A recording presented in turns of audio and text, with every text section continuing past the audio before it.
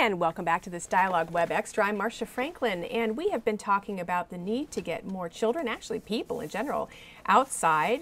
There's an initiative in Idaho to do that. There's a fabulous website at beoutsideidaho.org that we've been talking about. I want to just continue the discussion a little bit with our guests.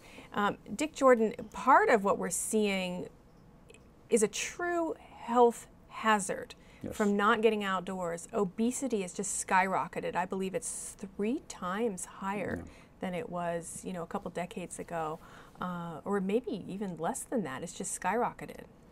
Yeah, that is one of the symptoms we're looking at. We're also looking at hyperactivity and ADHD.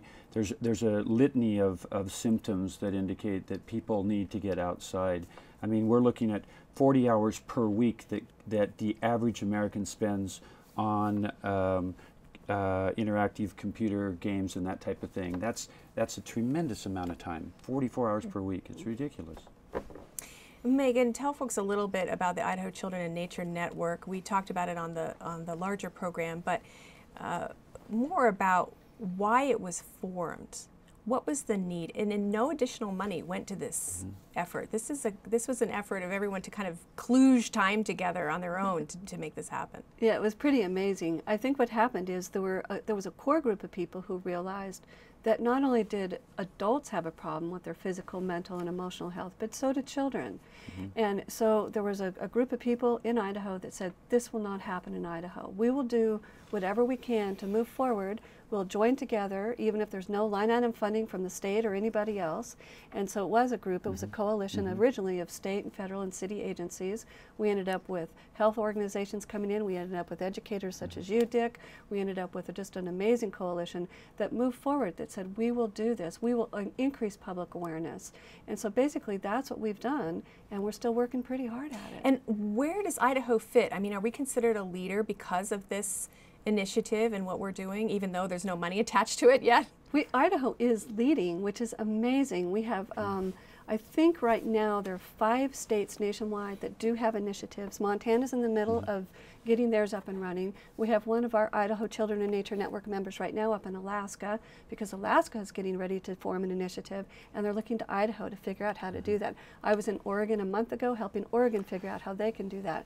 So it's spreading, and it's almost like the ripple effect. I think we've got, smaller and smaller capabilities on one hand, and on the other hand, the more we get together, we're able to make a great impact. So. And again, that website is beoutsideidaho.org. I believe we have the logo for it. It's I know you spent quite a bit of time developing the logo itself. And if you go to that site or you go to the Dialogue site, we've linked to it, and you can find out all sorts of activities that are happening across the state. We've got Tom Glass and Melissa Webster with us. They're both high school students going into this field. And I know you've really, one thing you've enjoyed through Mr. Jordan is the Be Outside Day. We've got footage of that.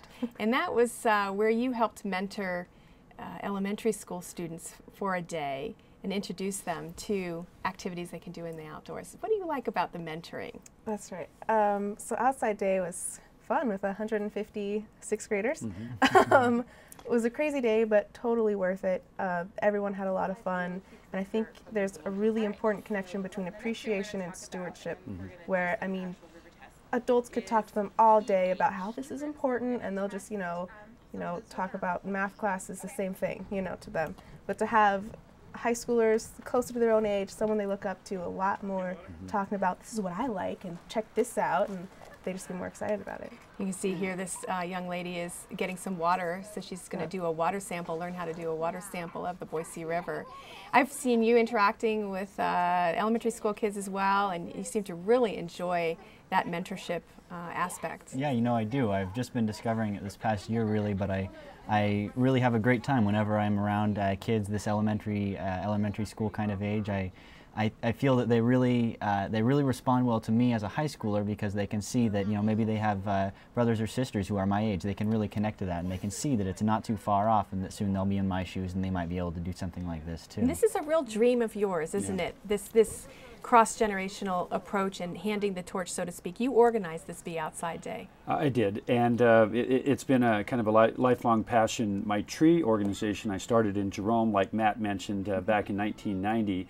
And my dream is to network ecology clubs, because I see ecology clubs, tree branches, as a way to connect kids that maybe don't have the teachers that are necessarily into it, as a way to connect them to all the phenomenal resources that Megan alluded to. So, you know, I would just love to see tree clubs or ecology clubs, whatever they are called, at every school across the country, because I think it's a great way for them to get the opportunities that they wouldn't necessarily get from their parents or from their teachers. And you know, what I've heard about some ecology clubs is, oh, they just pick a single issue like recycling, and then they get stuck in that one thing. But yours is much broader.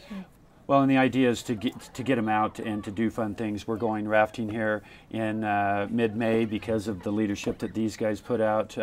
We're going to Panama next year. I've taken 15 groups overseas. We went to Atlanta. We take Idaho. Atlanta, Idaho. We went up in the hills looking for wolves with Fish and Game.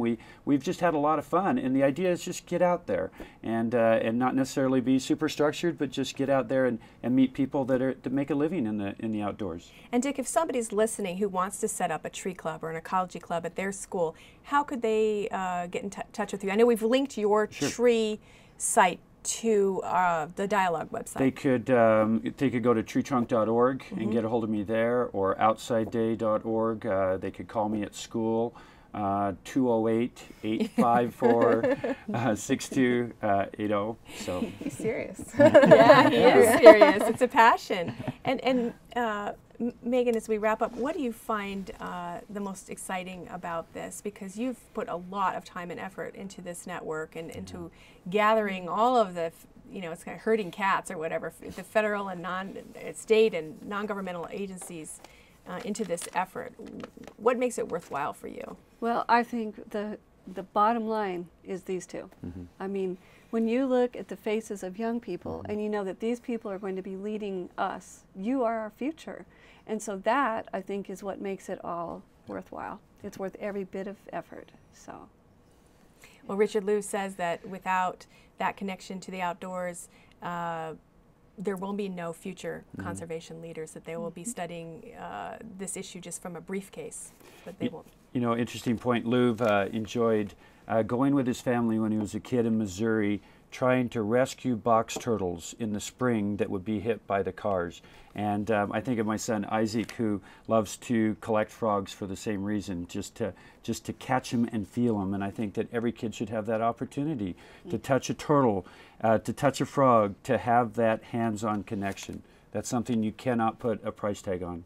Yeah, absolutely, and something you can't learn in a classroom either. You know, it's that experiential aspect of just being outside and actually experiencing it. You know, seeing these things, feeling these things, and understanding that that you have a true connection. It's already there. You just need to realize that it's there.